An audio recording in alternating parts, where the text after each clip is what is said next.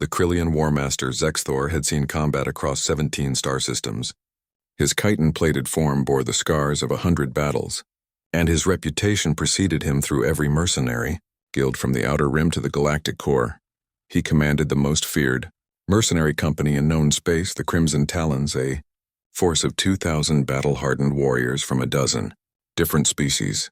Yet here he stood, his auxiliary hearts pounding in a rhythm his kind reserved for mortal terror, watching surveillance footage from Firebase Omega-7. "Replay it again," he commanded, his translator struggling to convey the tremor in his voice. The holographic display flickered to life once more. The Firebase, a fortified position that should have taken his forces 3 standard cycles to breach, had fallen in mere hours. But it wasn't the speed of the defeat that unsettled him. It was how it happened.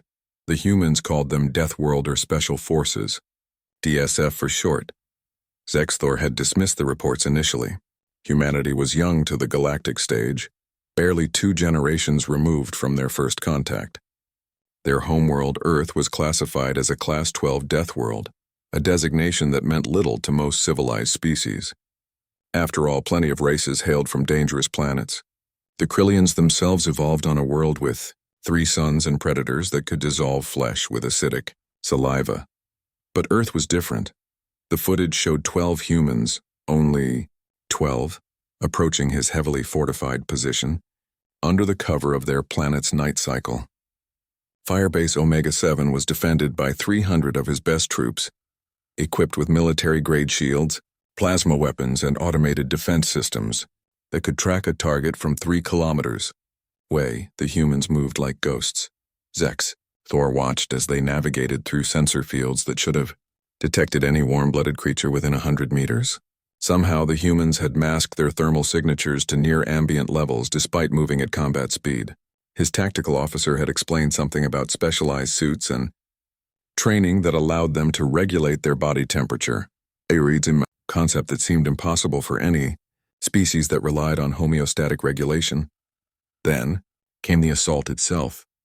The first indication of their presence was when the perimeter guards simply disappeared. No plasma fire, no explosion, no alert.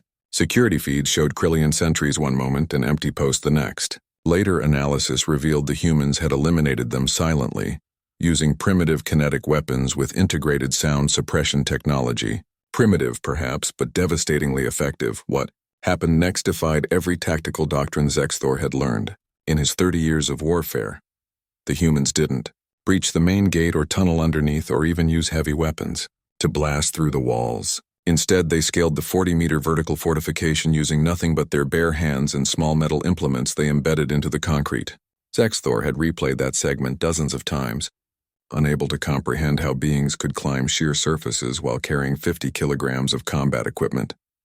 His science officer had provided an explanation that chilled his blood. Earth's gravity was nearly twice that of most developed worlds. These humans had evolved climbing, running, and fighting under crushing gravitational force that would leave most species bedridden. Their muscle density, bone structure, and cardiovascular systems were engineered by evolution for relentless endurance. Once inside, the 12 humans systematically dismantled his company.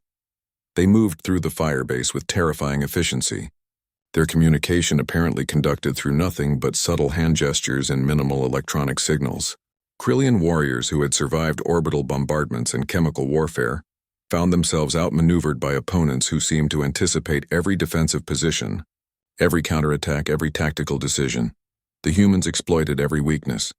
They used the base's own defense systems against its defenders, hacked into automated turrets, and turned the lights off to fight in complete darkness, something that put his troops at a severe disadvantage while the humans operated with perfect coordination using their night vision equipment. But what truly broke his warriors' spirits wasn't the tactical superiority.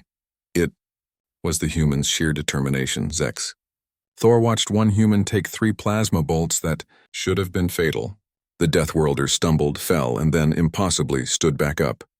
Some kind of medical automation in their suit had stabilized them, and they continued fighting with what his medical staff estimated was a collapsed lung and severe internal bleeding.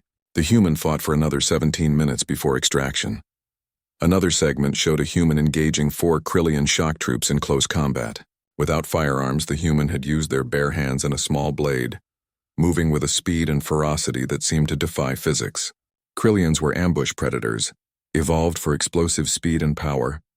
Yet this human had matched them, using leverage and technique to compensate for any physiological disadvantage. The firebase fell when the humans reached the command center and offered surrender terms. By then, 70% of the Crimson Talons stationed there were either dead or incapacitated. The 12 humans had casualties, 3 wounded, none dead. Zexthor turned off the display and faced his assembled officers. "We're withdrawing from the Terran contract," he announced. The decision would cost him millions of credits and damage his reputation across the mercenary guilds. But reputation could be rebuilt. His warriors couldn't if they were all dead. "Warmaster," his second-in-command protested, "they're just one species. We outnumber their special forces 1,000 to 1. Zexthor's mandibles clicked in what humans might call a bitter laugh. "You don't understand. These aren't just soldiers. They're apex predators from a world that tried to kill them every single day of their evolution. They don't just fight to win. Fighting is what they are." He pulled up Earth's profile on the holo display. A world where 70% was covered in water filled with creatures that could swallow a Krillian whole, where microscopic organisms could kill in hours, where the weather itself could generate winds strong enough to level cities, where tectonic activity could reshape continents, and where the dominant species had somehow not just survived but thrived. "They call themselves Special Forces," Zexthor continued. "But that's a deception. Every human is Special Forces. They just don't realize it yet.